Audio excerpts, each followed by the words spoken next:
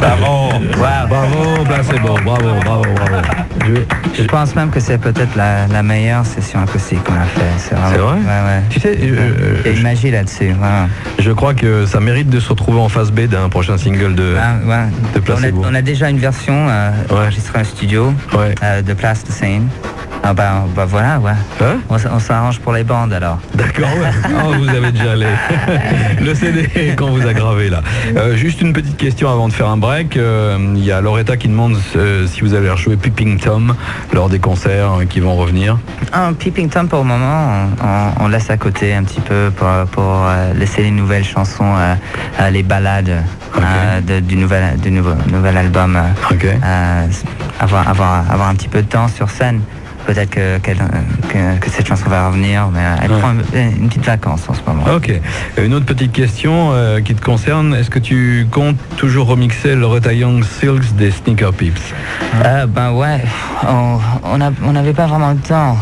C'était difficile. Je suis pas sûr si c'est sorti déjà en 45 tours. Si c'est sorti, on a raté l'opportunité là. Mais c'est toujours des gros potes à nous et ça a été super. Okay. On a même pensé de remixer Indochine aussi, mais on n'avait pas le temps. Donc alors attends, question à propos d'Indochine avant de faire un break. Tout le monde se demande à un moment ou un autre, comme tu es assez pote avec Nicolas, si y aurait un titre en commun, Placebo, Indochine, ou est-ce que c'est possible ça? Je sais pas, peut-être qu'on fera une version de Bonnie and Clyde ensemble. Ok, ça serait une bonne idée. De Gainsbourg, une reprise de Bonnie and Clyde, ça serait bien. Placebo, Indochine, ça le fera quand même. Il n'y a pas de plan pour faire ça en ce moment, mais on sait jamais. Parce que, on s'entend très très bien. Ok, un petit break, on revient. Ok.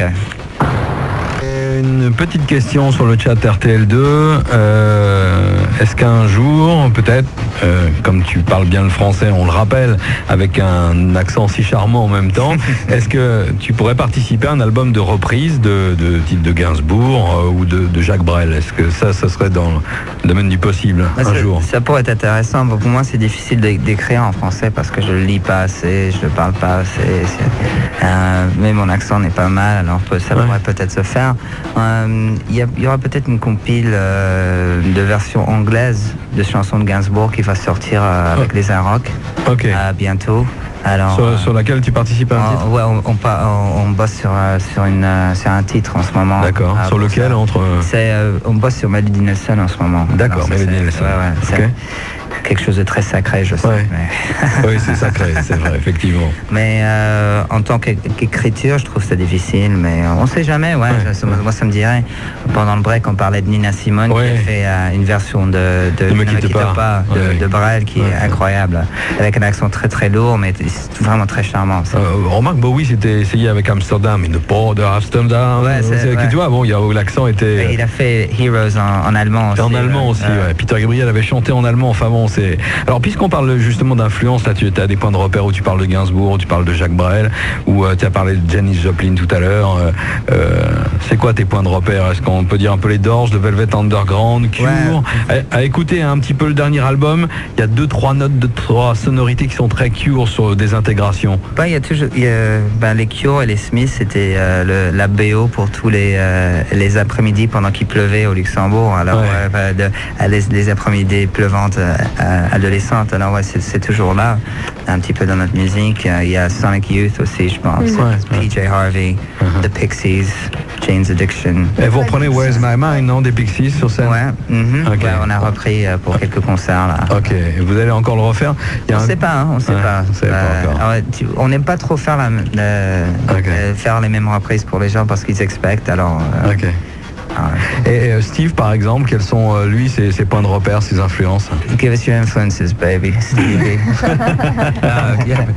Pretty much the same as Brian, really. I sort of veer off more into sort of Public Enemy and Sly and Family Stone. Dance to the music, I want to take her higher. A bit of Earth, Wind and Fire. Tom Waits, Nick Cave, Captain Beefheart, Okay. Some of the greats, basically. Et Stéphane, alors? Pour moi, c'était ce doigt, alors, quand j'étais petit, c'était ABBA tout le temps.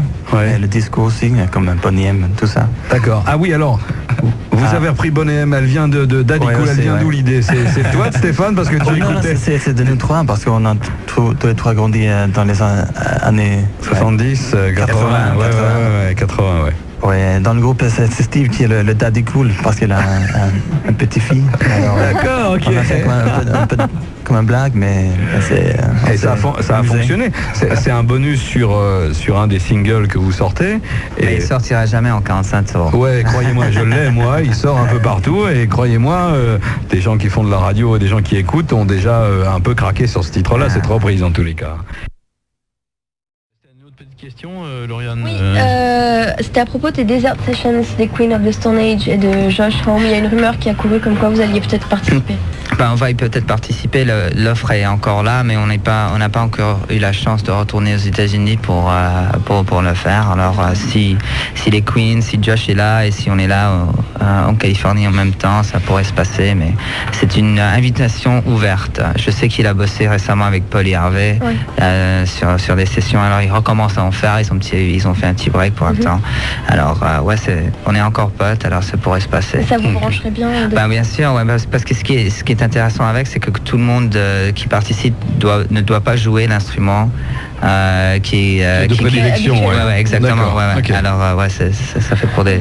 Alors j'ai une petite question pour le groupe, mais on peut la prendre séparément par musicien, surtout quand vous êtes en studio, loin de chez vous et que vous tournez. Est-ce que vous aimez l'informatique en général? Est-ce que vous avez un portable? Est-ce que vous utilisez le mail, des choses comme ça? How techno crazy are we? Do you take your computer with you and you're on the emails and shit? I'm a technophobe, completely useless. Ah ouais, ok. Technophobe, Steve. D'accord. Steph, il est le plus branché Internet, je pense, de nous trois. Ouais, je crois, mais c'est pas très difficile. Et toi, Brian? Moi, j'avais un ordinateur et il est resté dans sa boîte pour 2 ans et puis je viens de sortir et maintenant j'ai broadband chez moi, alors je commence à utiliser un petit peu, Okay. Mais il y a beaucoup de porno, hein.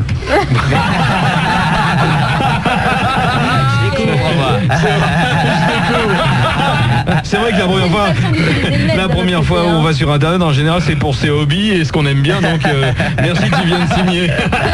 Bon, il y a un autre morceau sur Sleeping with Ghosts. Ce qu'on aime bien, c'est English Summer Rain. Ah, cool. Alors, est-ce que tu peux expliquer comment elle est née? Celle-là aussi en studio ou... Alors, celle-là, ça va être vraiment la première fois qu'on écoute ça sur la radio. It's the first time we're going to hear this on the radio. Et on a pris un petit break, on a acheté des petits studios mobiles, digitales et identiques chez nous. On a commencé à bosser dessus et chez moi, je pense que c'était le 2e morceau sur lequel j'ai commencé à bosser pendant ce break de 8 mois entre la tournée et rentrer dans le studio. Moi, j'écoutais beaucoup d'hip-hop. Alors, j'écoutais beaucoup de Dr. Dre et DJ Shadow en ce temps-là. Alors, la maquette a commencé dans une atmosphère de hip-hop, Shadow, truc. Et ça s'est transformé avec un côté un peu Q, hein. Je répète ce que j'ai dit tout à l'heure. Dans English Summer Rain. Ouais, un petit peu. Il y a sur Fascination Street dans Disintegration, il y a une basse qui fait un peu. Oh d'accord, Steve. Ok, d'accord. On écoute. Des petites questions à la volée qui arrivent sur le net. Placebo, qu'est-ce que vous pensez de Nirvana? Nirvana, on adore bien sûr, c'est un groupe légendaire, influentiel, incroyable.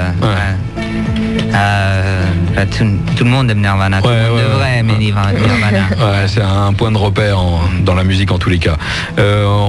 On parle d'une influence de Bauhaus aussi quelque part. Est-ce que Bauhaus, bof. Moi, j'ai pas de disque de Bauhaus. J'en ai jamais eu chez moi et j'ai jamais vraiment écouté Bauhaus ou Peter Murphy. Alors c'est bien possible, mais c'est peut-être un accident. D'accord. Ok. Tout le monde connaît la reprise de Ziggy Stardust, et Bela Lugosi's Dead et des trucs comme ça, mais j'ai jamais eu leur disque chez moi. D'accord. Une question purement esthétique, Brian. À chaque album, tu as les cheveux qui raccourcissent. Est-ce que c'est un pari? Is it a bet?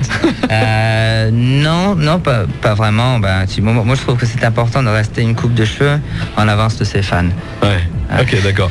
Donc, ce qui veut dire que quand vos fans viendront vous voir à vos concerts, cheveux courts? On peut toujours couper ses cheveux, mais on peut pas les forcer à pousser, c'est ça le problème. Alors moi j'avais les cheveux courts pendant mes vacances et puis je me suis retrouvé à faire un album et qu'est-ce qu'on peut faire sauf porter une perruque. Alors moi, ouais non c'est bien, t'es bien comme ça. Bon, merci, ouais. Pas de perruque s'il te plaît. On fait un petit break. Voilà, pourquoi ça s'arrête si brutalement? Un peu comme I Want You, She's So Heavy des Beatles. C'était l'idée de Jim Abyss. C'était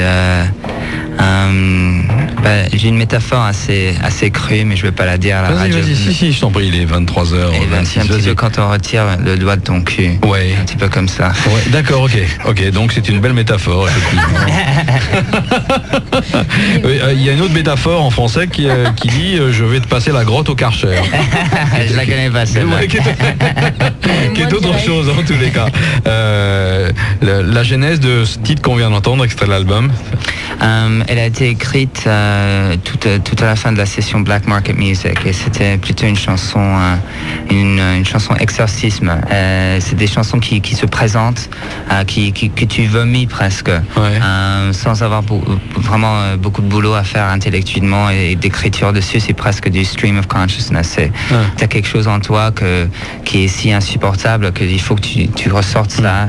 Et on était en train de faire de la musique, alors c'était naturel pour moi de sortir ces émotions de cette façon-là, une sorte d'exorcisme, une sorte de thérapie, je suppose. Ouais. Est-ce que quand on commence une session d'enregistrement, et de production qui va peut-être durer, combien de temps ça a duré là, l'enregistrement de l'album? Ça a duré 4 mois pendant une période de 6. Alors Black Market Music a pris 9 mois. Alors cette fois-ci on voulait faire ça d'une façon plus vite, il fallait seulement prendre des décisions assez tôt, c'est tout. Est-ce qu'il y a des jours où on fait pas grand-chose, même lorsque le studio est réservé? Est-ce qu'il y a des moments comme d'autres groupes où on joue des covers, des reprises un peu pour se mettre dans le... C'est plutôt s'il y a le concert des Queens of the Stone Age la veille.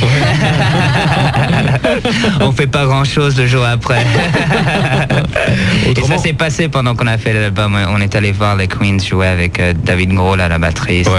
C'était peut-être la 20e fois qu'on les a vus jouer, mais c'était vraiment quelque chose d'incroyable. Ok, j'ai encore des petites questions, plein de petites questions qui arrivent. Juste, par exemple, ce que vous pensez de U2? Ouais, U2, on a toujours adoré et on adore encore. Ouais. C'est quand on a tourné avec U2, ça faisait partie du plus grand cirque du monde un petit peu. Alors, c'était vraiment une grande expérience. Et les rapports que vous aviez avec eux, même si vous y êtes la première partie, ça c'est... Ouais, ils sont très très généreux, ils sont très très amicaux. On est même monté dans leur jet privé, tout ça. D'accord. C'était sympa. Il n'y a pas de problème de je te mets moins le son au début ou je te massacre un peu ton son, non. Moi, je pense que toutes les premières parties sont toujours un petit peu un petit peu plus moins fort, parce que c'est les oreilles des fans de U2 sont venus pour écouter du U2. Pour ça, ouais, quand même. Mais non, ils nous ont traité d'une façon très très sympathique. Une question sur les salles. Est-ce que vous aimez l'Olympia comme endroit? On adore. Moi, je suis sorti de l'Olympia cette fois la semaine dernière en pleurant. C'est toujours quelque chose de très émotionnel pour moi. C'est quelque chose de fantastique. Ok. Est-ce que aussi autre question un peu symbolique, qu'est-ce que vous pensez du public français? Je sais que le public français est toujours très chaud. Là, il y avait un plan aujourd'hui sur les champs Virgin. Je crois que ça a été assez chaud. Comment vous percevez le public français? C'est un public énormément généreux qui nous a acceptés avec des bras ouverts dès le premier jour de Placebo. Je pense et on partage, Placebo et le public français partagent un romantisme très très continental. Et c'est aussi parce qu'on a grandi avec la culture française qu'il y a un lien là. Qui a un lien fort. Pour ceux qui vous ont découvert ce soir, il y en a qui vous aiment et qui vous connaissent depuis longtemps, qu'est-ce que vous auriez à leur dire si vous aviez un mot à leur dire? We rock. We rock, tout simplement. Ok, avant de se quitter, Brian et Steve, vous avez choisi un disque, vous aviez amené un disque. Là, c'est le choix de Steve. Our choice of discs today is Well, The Kills. The Kills. Le number 2, oui, on l'a déjà calé. Yeah, Jamie from Scarfo. Well, Hotel now. Hotel, ouais, bah, les Kills, c'est un nouveau groupe, mais on connaît Jamie ou Hotel, il s'appelle dans ce groupe depuis longtemps. Moi, je le connais depuis 13 ans. On est allé à l'université ensemble. On a tourné beaucoup avec ses anciens groupes, mais vraiment, il a trouvé une partenaire artistique en Alison, et puis il y a quelque chose de très incroyable. On est allé les voir en Cologne la semaine dernière, et c'était un petit peu comme on regardait les Velvet Underground ou quelque chose comme ça. C'était vraiment quelque chose de si spécial et si unique que maintenant on parle que des Kills. Et c'est aussi un très très bon ami, alors ça nous fait très très plaisir qu'il fait de la musique. Qui fait de la bonne musique. Il y a un plan qu'on passe depuis quelques jours dans Pop Rock Station qui va assurer votre première partie, je crois, sur la tournée anglaise. C'est ce groupe.